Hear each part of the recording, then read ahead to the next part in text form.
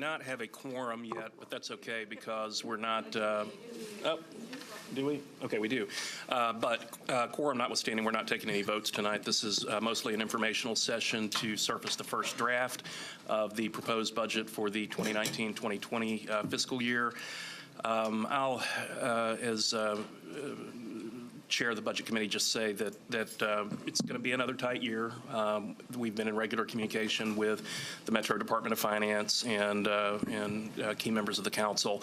Revenue is not keeping track of cost pressures and cost of living and all the other things that we know are making things difficult for both our certificated and our support employees and our bus drivers. However, we've got some good news, a little bit tonight anyway, and then we've got to do some very intentional thinking about what where we go from here. So before we dive into it with the overview by Mr. Henson, who we've asked to join us at the table, I'd like to turn it over to Dr. Joseph to see if you have any follow-up remarks or introductory comments. Sure. Thank you, Mr. Pinkston. And now I'd like to thank everybody for coming out. You know, as we thought about the board's priorities this year and what we were going to ask for, I mean, we really were mindful of the economic climate of the city, and we also, as you said, and we also were mindful of the fact that $15 million was cut from the budget last year and the impact that those dollars would have on us moving forward. And so as we built this budget, I mean, this is, you know, essentially a back to the basics, strengthening the core budget, where we looked at the board priorities as they were communicated related to cost of living increases, thinking about what we do with curriculum and instruction, preserving the work that was happening with kindergarten, looking at how we strengthen our human resources and IT work, and really even beyond salaries, because we knew salaries are the largest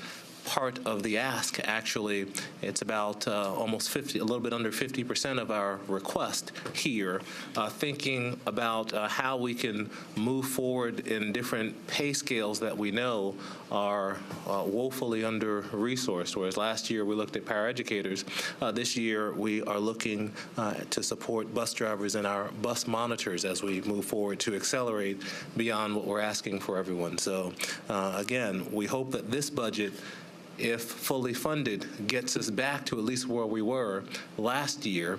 And then as the economic conditions change in the future, we hope we can really have an ask that helps us accelerate versus maintain. But at this time, I will turn it over to Mr. Henson, who can walk us through the specifics of this budget request. And Mr. Henson, before you get started, do we have paper handouts for people in the audience, or can we get those, Dr. Severe? We do. There are some at my seat. Okay. There's some budget packets as well as some of the documents that the communications department put together. So happy to share those. How many do we have? I'd like for people to be able to follow along in real time, if that's possible. We had 30 packets originally. Okay. So, folks, we're going to send some of this paper out into the audience. We'd ask you to share it as we're following along. We'll try to get some more and be a little bit better prepared as we go through this process. And by the way, this is going to be a multi-week process. This is just the beginning. This is the first bite at the apple in conversation, and we'll be having more. So please be patient with us. And once we get this first round of leafleting done, then we'll go ahead and turn it back over to Mr. Henson.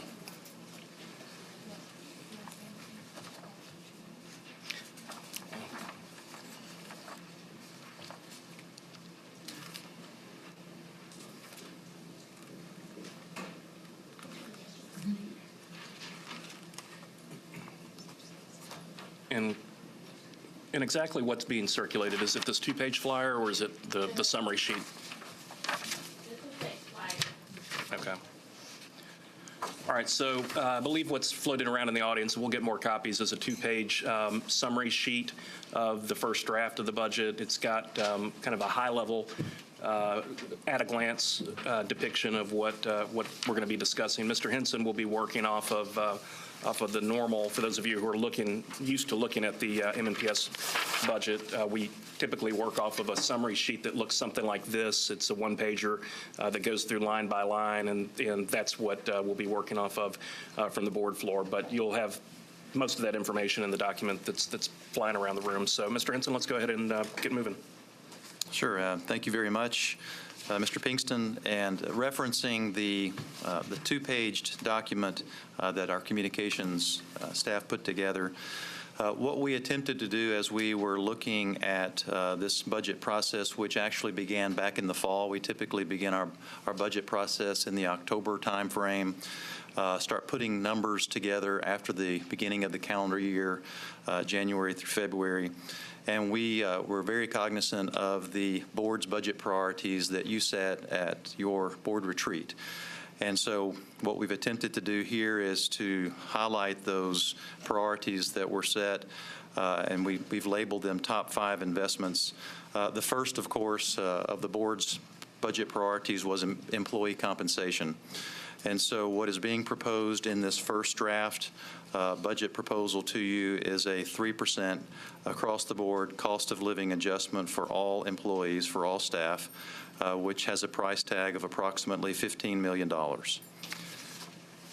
In addition to that, there is a proposal to increase the hourly rate that's paid to our bus drivers and our bus monitors, increasing their hourly rate by $1 per hour, doubling the attendance bonus that our bus drivers can receive, and instituting an attendance bonus also for our bus monitors. The estimated additional cost for that would be a little over $2.1 million. We also discussed extensively in the board retreats and otherwise regarding the need for additional textbooks. So we have included an additional $2.75 million in this budget proposal for textbooks. This would be for the new adoption for next year, which is social studies and history, as well as some additional funding for science, where we were not able to do everything that we wanted to do in the area of science, which was last year's adoption. Also, as we've discussed, and is one of all of our priorities, would be the preservation and sustainability of our pre-K, pre-kindergarten classrooms that have been funded by the 4-year, $32 million federal pre-K expansion grant. We are able to continue to carry forward some of those grant funds into next fiscal year so that those grant funds can cover the first semester. But then those grant funds will sunset and will end. And so the addition to the operating budget of $1.4 million covers the remainder of the school year for those 22 additional pre-K classrooms that were funded through that 4-year federal pre-K grant. That would include all of the classrooms and staff at the Cambridge Early Learning Center. Another of the priorities of the board was in relation to human resources and IT infrastructure. And so we've included approximately $1.5 million for that, which would include our transition to Metro Government's Oracle R12 platform, which is the new human resources, finance, payroll, et cetera, system that all of Metro Government will be going live July 1. There are additional costs for the school district as well as for Metro Government in general for the conversion or migration to the Oracle R12 system. And so we've included some 3 positions as well as some non-personnel costs that we'll go over in detail. So looking at this one-pager, we feel like these represent the top 5 investments that are included in this first draft budget proposal that also align with the board's budget priorities that were expressed previously. So if you take your packet that you have that has the cover page on it that says first draft, March 5th, important to note that this is the first draft, that this will change over time as we receive more information, particularly more information from Metro government and Metro Finance. We'll continue to tweak this and adjust it as needed. So this is really a work in progress document. So if you turn to the first page of the document, this is our typical summary page that you're familiar with. This page is what we will be spending the majority of our time on. It's intended to represent a summary of the changes from the current year budget to what is being proposed for next year. At the top of this page, you have employee compensation, and as we've already discussed, we are proposing a 3% across-the-board raise for all of our certificated employees with a cost of approximately $12 million, and a 3% cost of living increase for all of our support employees at a cost of approximately $3.1 million. So again, a total investment of approximately $15 million in additional employee compensation for a 3% increase. We also, as we have in years past, we take into consideration estimated vacancy and turnover throughout the year in positions where some positions will not be filled throughout the entire year. So we go ahead and account for those savings or reductions on the front end. And we are, again, this year using a $3 million estimate for the reduction or savings due to vacancy and turnover. In the middle part of the page would be items that we consider are required additions, either because they are required to just maintain where we are, or cost increases that we know we're going to have. The first line, inflationary increases and other required expenditures of approximately $2 million, is the number that typically we have used in the past. This relates to contract increases that are included in multi-year contracts, utility cost increases, et cetera. This would also reflect any increases that come to us from Metro Finance for some of the internal service fees or charges that we receive from Metro government. The next line item, Metro Government Oracle R12 conversion, we've tried to capture the cost of what that is, and also that was included on the investments one-pager. 3 positions, one of those will be in human resources for position control.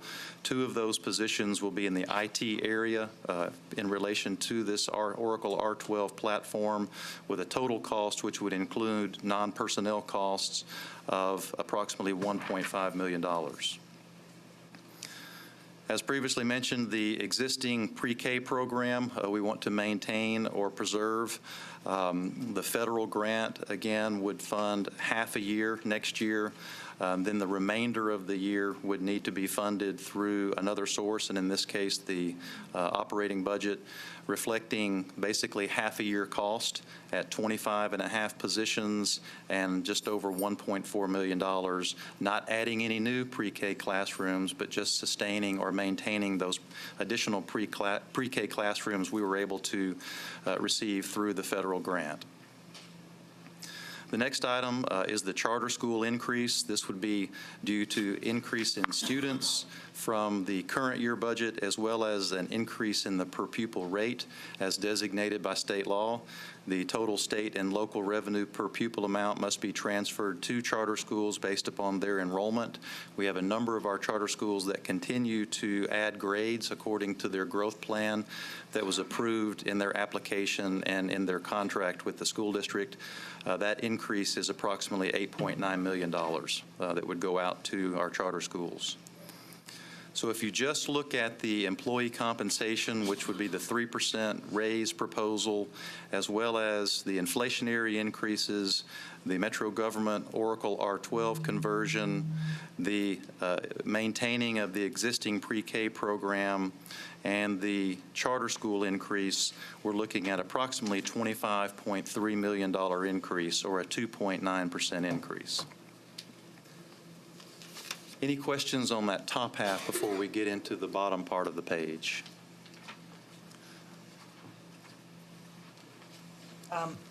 So new at this, right? So the governor proposed a 2.5% increase in teacher pay. This is separate and apart from that? Does this include that? How does that work? Good question. That would be additional funding that would flow through the state's BEP funding formula.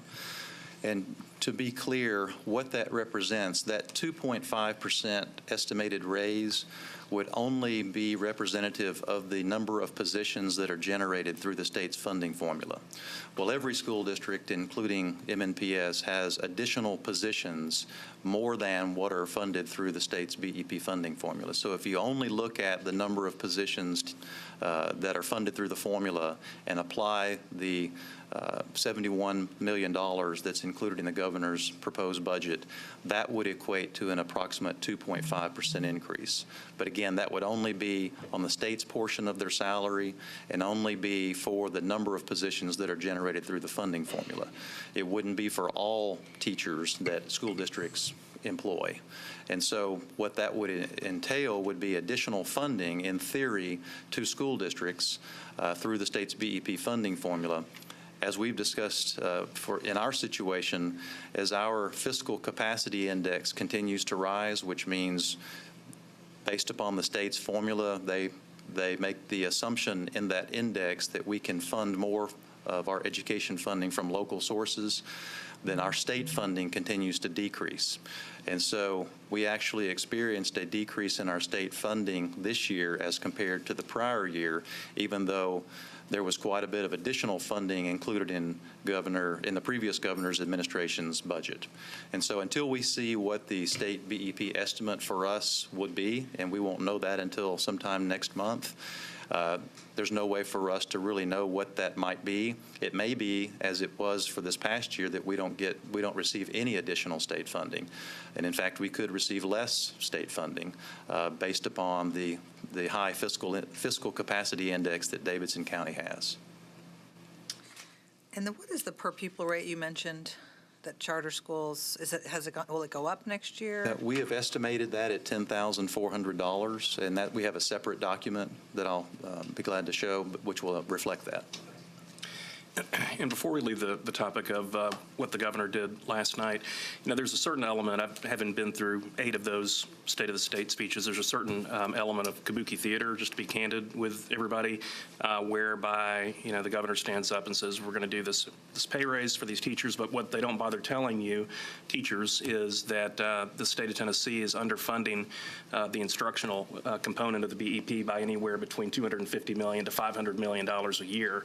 So there's a lot of smoke and mirrors when it comes to what they do up there. And the other thing I would add on the issue of BEP, which is a whole other conversation, is I asked Mr. Henson about a week or so ago to pull the most recent data from the state of Tennessee showing what Nashville's per pupil allocation from the BEP is.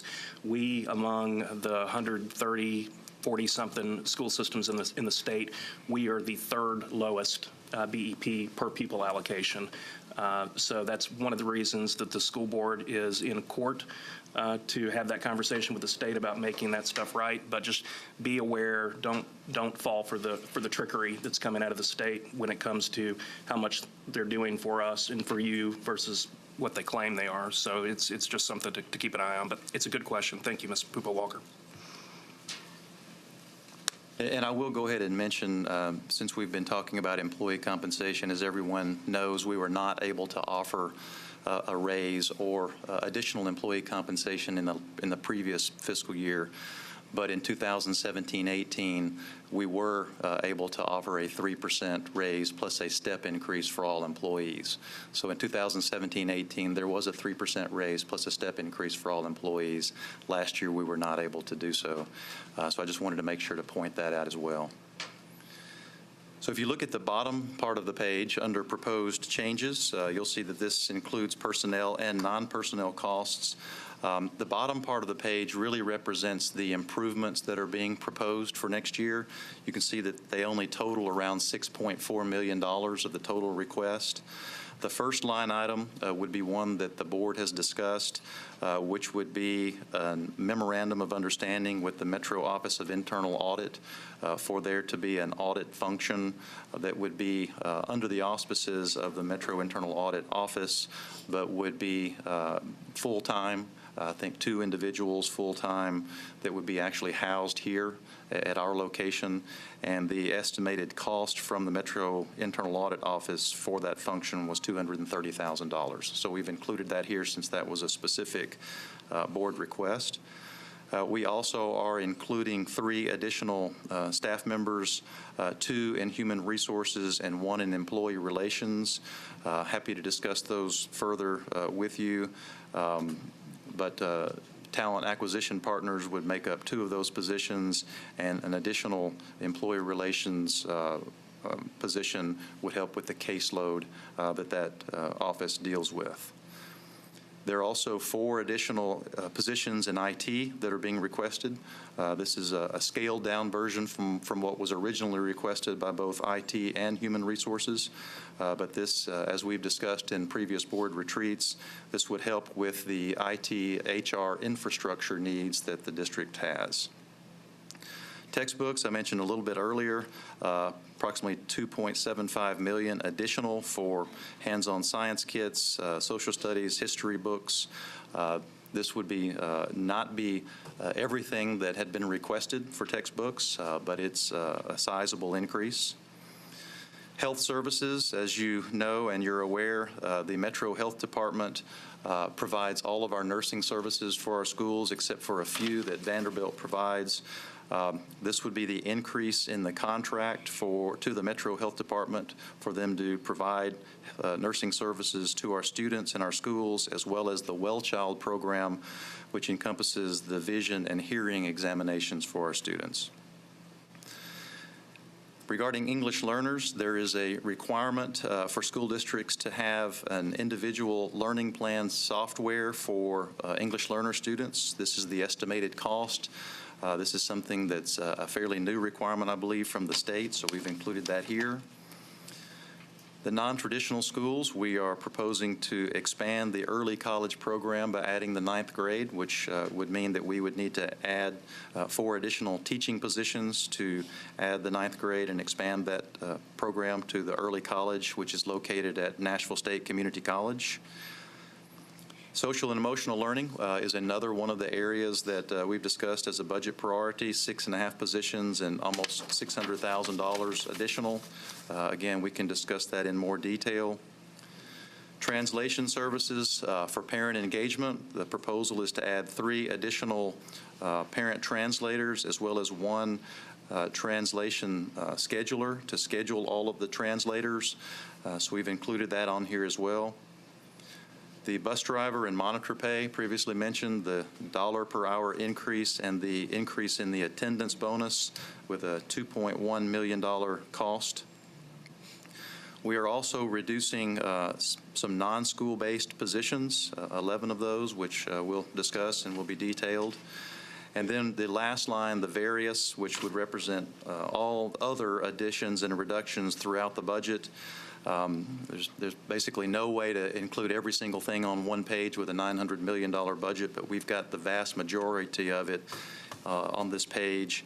I'll tell you these 4 positions, 3 of those are the additions of deans at our 3 special education centers, Cora Howe, Harris Hillman, and Merle, and then 1 additional bus driver supervisor makes up those 4 additional positions. The half-time position is one of the Music Makes Us positions.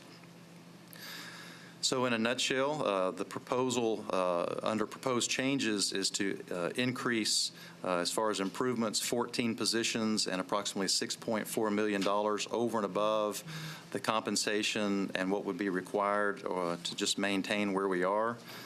The overall increase in number of positions that are reflected in that positions column all the way down is an additional 42.5 positions, which represents a 0.5% increase in the number of positions, and a $31.7 million increase overall in the budget, which represents a 3.6%, fairly modest 3.6% increase.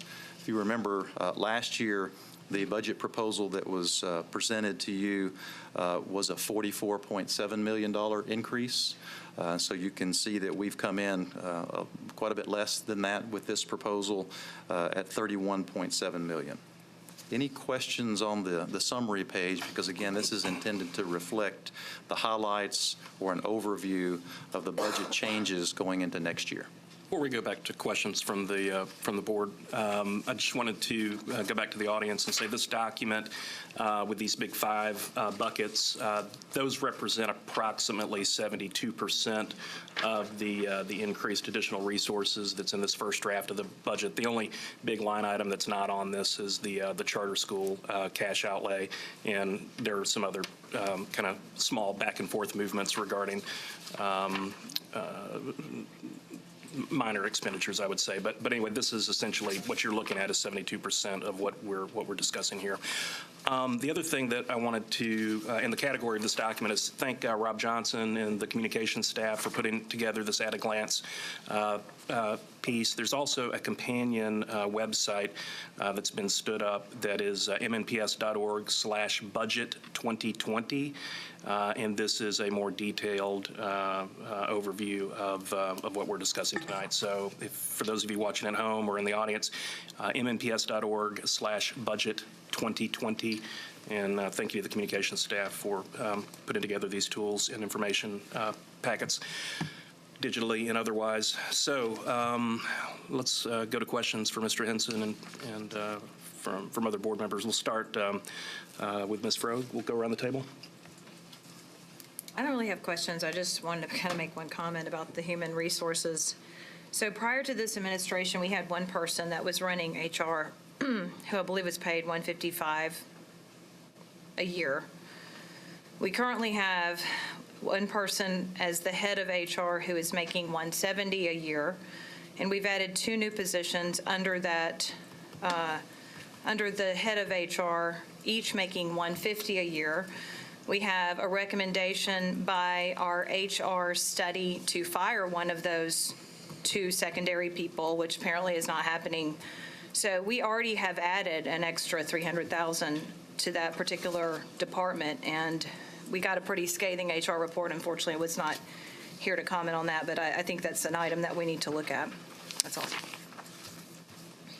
So I have a question about enrollment, and if enrollment drops and, potentially you lose teachers how does that play into this? Again, I'm steep learning curve here, but I'm trying to figure out if you're allocating money by pupil, right? And we have lost enrollment each year. I don't know what the projected enrollment is for next year, but how does that factor in?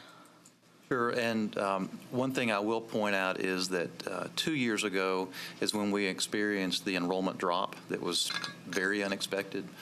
And we were hoping that it was a one-year anomaly, which basically it turned out to be, because the current year enrollment is pretty flat compared to last year. The enrollment projections for next year, again, are fairly flat. So we're not seeing the growth that we saw for 15 years or so, but we're not seeing the reduction either. The state's funding is always based upon 1 year in arrears, and so it's based on prior year enrollment. And so we saw a lot of that decrease in the current year BEP revenue estimate because it was based upon the prior year enrollment, which is where the reduction occurred. And so since we're seeing since we're projecting flat enrollment for next year, we don't necessarily foresee any change in that part of the BEP calculation. What we are seeing more, though, of is as the enrollment stays fairly flat, yet the charter enrollment increases, then obviously that means that some of our district-run schools' enrollment is decreasing. And we're seeing a number of our schools that now are declining in enrollment to be fairly small schools, under 300 students. And when you have a school that gets that small, for that school to be able to function requires supplementary additional funding from the district so that they can have the basics to be able to operate, because we've said we want every school to have a literacy coach, an LTDS. We want every elementary and middle school to have at least a 0.5 encore teacher. We've said we want every elementary school to have at least 3 related arts teachers, art, music, and PE. Those kinds of things that we've said we wanted our schools to have, if they're really small, for them to have it requires the district to supplement their student-based budgeting, student-based budget allocation. And so that has gone into basically taking away any savings that we might see from reduced enrollment at our district-run schools. But that's a good question. I'm glad you asked it because I wanted to make that point as well. Ms. Bugs? I have a couple of questions. You said that the original request from HR and IT wasn't exactly reflected here. Can you speak to that at all, or do I need to wait until we have a bigger breakout session for budget to speak to those? Well, it's like any budget process where originally there are requests that are made and that are discussed and contemplated, and then ultimately decisions are made, and many times they're made to cull those requests down. And so I was just making a point that that originally there were additional positions over and above what's being presented to you, where we made the decision we weren't going to ask for that much at this point, or for that many, or that we maybe plan to phase those in over time, over some number of years. Gotcha. So that's just a part of the regular budget process that we go through every year. Is we don't present every single thing that might have been requested. Part of our responsibility is to cull that down and determine what we actually want to propose to the Board of Education. I don't know if Dr. Joseph, you want to say anything else to that?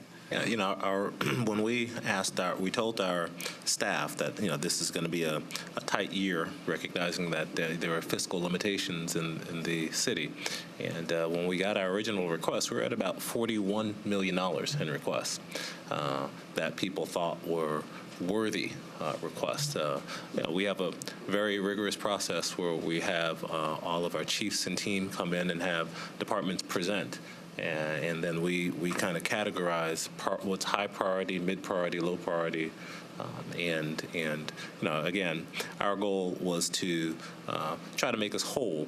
We figured with $15 million being for the compensation of employees, and then if we could get the $15 million back that was cut last year, it put us in a neutral position to move forward as we move and determine. And we felt that this would strengthen our core and keep us whole with this budget. So we just thought that was a good place to settle in this budget, preparing for the conversation about educating the public about our funding and what we can do for the asked. I mean, there's still tremendous need, as we know, but we hope this will at least get us back to our baseline, because last year we did see movement in many areas as it relates to our key performance indicators. So, we hope to get back to that state. Okay, which leads me to my next question. I know the city has asked us not to make a real proposal, just to be honest. I mean, to say it bluntly, I know that they've asked us to call back what we're going to request, but I would really urge us to, I want you all to really feel more comfortable telling us what it is that you really need so that we can, yes, educate the public, but also ask for their help in advocating, because, of course, we've heard a lot of teachers, we've heard from a lot of support staff, and when I say teachers, I really just make that as a blanket statement about all educators. And I think about, I've said this before, my own father, who has been in the district for almost 20 years now and makes less than a first-year teacher, and I would love for us to at least push for that 5% raise, because I would much rather the city and the mayor have to tell teachers that they can't get that raise than us be charged with that, because it's not that we're not writing the check, it's that we're being told we can't write the check for them. So I would push us to, in the next round of documents, to include a 5% raise, to include some of those more robust requests that come from these department heads, and just force in an election year, force these elected officials to say, this is what we can or can't do for the people that educate our students. So I will be more firm in asking you all to really push for that. And then on the other hand, I will be more firm in my stance supporting you all in doing that, because I understand that it wouldn't be us that are on the chopping block. You all are the ones that have to speak with the council and speak with the mayor, and you'll deal with whether or not we get the budget that we asked for. But I mean, we've talked about this for years, and literally for decades, since I started teaching in 2009, how underpaid our educators are. And we did get an HR report, and last year you all made a proposal that said we need more HR infrastructure, we need more training, we need more SEL supports, and we weren't funded for any of that. And we see how that's played out in 2018, 2019 in the school year. So I want you all to bring us a real proposal. I mean, really try your best to feel more comfortable telling us what you really need, because then I look at textbooks, and maybe I'm just being a math teacher, but I appreciate the science kits, the social studies, and the history textbooks being included, but I would love to see some math textbooks, only because when I was a math teacher, I understand how abstract those concepts are when you're talking about functions and slope. And I mean, sometimes students do need to take a textbook home to be able to work through those equations. So I would love to see what is it that you all really need, and then how can we help support that. So to recap, my biggest concerns are just what is it that HR and IT would really need or are really asking for. I would push for us to ask for a 5% raise for across the board for every single underpaid educator, and that's all of them in this district. I would want to at least hear what your thoughts are on math textbooks, and if literacy supports, whether that be textbooks, books, whatever literacy teachers are saying that they would like or need, and then what does it mean to really support social emotional learning? Because I was a true champion behind that elementary suspensions reduction, and I appreciate that you all worked with us on that. But now it's time for us to support teachers now that they've implemented it. So just tell us what you need. I understand that we are putting you in a tough position when we ask you that, but I would really love to hear, and then make the city tell us no. Ms. Buggs, I would say you never put us in a tough position, and we've been in tough positions before, and we tend to be okay. But what I would say to you is that so we are presenting our budget recommendation to you, and now we have given it to the board. Now the board's process will be to meet with constituents and hear feedback, and you have a process now between the next month to ask us questions. We heard a number of the questions that you asked, and we can happily get that data to you and to the board for consideration. And ultimately, the board has the power and authority to take my request and make adjustments as the board sees fit. And then once you if you decide to do that, then you have the opportunity to vote on it, and then it's my job as your agent of change to carry it on to the mayor with that request and carry out the rationale and needs of what it is we do. Thank you. Okay. All right, so we've got 18 minutes before we need to go into a full board meeting. So let's keep pushing around the table and try to, let's be brief and acknowledging we're going to have multiple bites at the apple of this conversation. So I would just echo what Ms. Buck said. I mean, we can't keep having the conversations about what we need and then don't ask, so. We'll make the adjustments and recommendations, and if we need to put those in writing for you, then we'll summarize that and then send it back. I'm good. Okay. To kind of bounce on what Bug said, how come there's only the COLA increases and not COLA and STEP? Why do we not ask for both?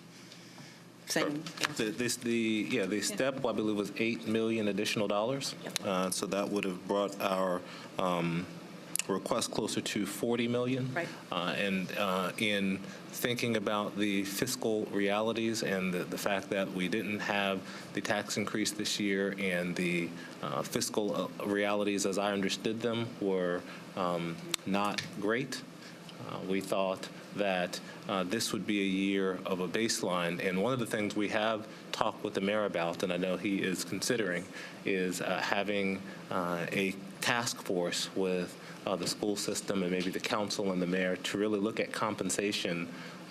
We have the compensation study that was completed, so we have that data. But I think we have not had a robust conversation with the mayor's office and the council to really look at a more strategic long-term approach to funding. And we thought that this would be a baseline year for us to be able to do that. And then as we look towards hopefully better economic conditions in the future, we could be accurate instead of piecemealing, really have something comprehensive and systemic. That was the rationale that we took. And when you look at the current proposal, we just thought this proposal is extremely reasonable.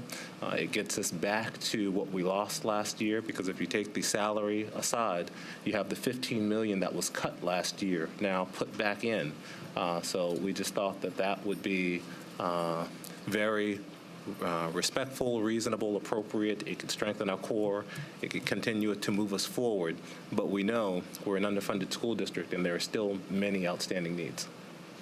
Ms. Elrod, just to piggyback on what Dr. Joseph said, we've basically been advised that by Metro Finance that an optimistic scenario is around $30 million in additional revenue. And of course, every 1% in employee compensation equates to $5 million. And, it's easy to do the numbers from there. So I think, what we're trying to do is get off on the right foot in a way that doesn't create an antagonistic relationship on the other side of Metro government. But I totally agree with everything that everybody said about the inequities that exist in the compensation system. And I think it's, we didn't get here overnight. We're not going to fix it quickly, but I think now is the time in this election year to begin educating future council members while they're running for office, to make this a centerpiece of the conversation in the mayor's race, and do it in a respectful way. I mean, do it in a way that provides information and does something that we frankly haven't done in the past before, which is try to get people bought in on the front end for what we're going to ask them for sooner rather than later. But Ms. Bush? Hey, Chris. How are you? How are you? I would just have a question. What would it take for us to get 3 to 5% increase raises for teachers? I know you and I had spoken about that before. Our hopes is to get that 5%, but what would it take? So we'll know what we're looking at. So if we were to propose a 5% increase, each 1% is worth $5 million. And so that would be an additional $10 million more than this request. And then if we added a step increase onto that, that would be another $8 million. So if it were a 5% raise, we would add $10 million to this request. And if it were a 5% raise plus a step increase, we would be adding $18 million to this request. 18 million to get up to 18 million more than what's here, Okay, yes. okay. Thank you. Ms. Rowe? I just want to follow up. If we were to do a 3% raise, do you have those numbers? I'm sorry, you just said it though, didn't you? How much is it per? 5%, per- $5 million per week. $5 million per 5 million each, 1%. okay. And so we've got a 3% raise here, which is the 15 million. Okay, got it. Thank you. Got a few minutes remaining. Got time for any closeout comments from Dr. Joseph or Mr. Henson? Anything additional to add? I'll just say there are other documents included in this packet that we'll, of course, be going over throughout the process. I think we've got our next meeting scheduled in 2 weeks on the 19th, which give us some time to digest, et cetera. If anyone has any questions, feel free to let Dr. Severe know, and he can forward them on. But we have the usual documents in here that we've had in years past. So happy to, knowing that we only have about 10 minutes left, happy to either discuss any of those or just wait until the next meeting. I think why don't we circulate them electronically to board members, put them online at the Budget 2020 webpage so that everybody has access to it, and then we'll come with a more informed set of questions in the next round of conversation. But this is a good place to jump off and get the conversation moving. I will, again, advise everybody in the audience, or those who are following at home, that we are going to have multiple budget meetings, public hearings, public community meetings by quadrant. So be sure to keep an eye on the MNPS board calendar to see when those next opportunities are going to be. And we invite you to come along for the ride, and we'll do our very best to land this in a reasonable place. And with that, if there's no other comments or questions, Dr. Gentry? I just want to, are the dates for the quadrant meetings at that budget site?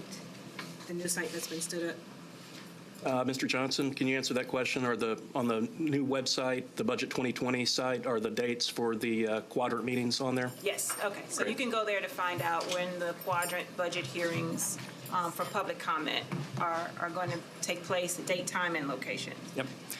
And it's also on the board calendar as well. So, okay, well, I think we've come to the end of this conversation. There will be many more. Thank you, everybody, for diving in, and we'll be back in 11 minutes for a board meeting. We're adjourned. Got it, okay.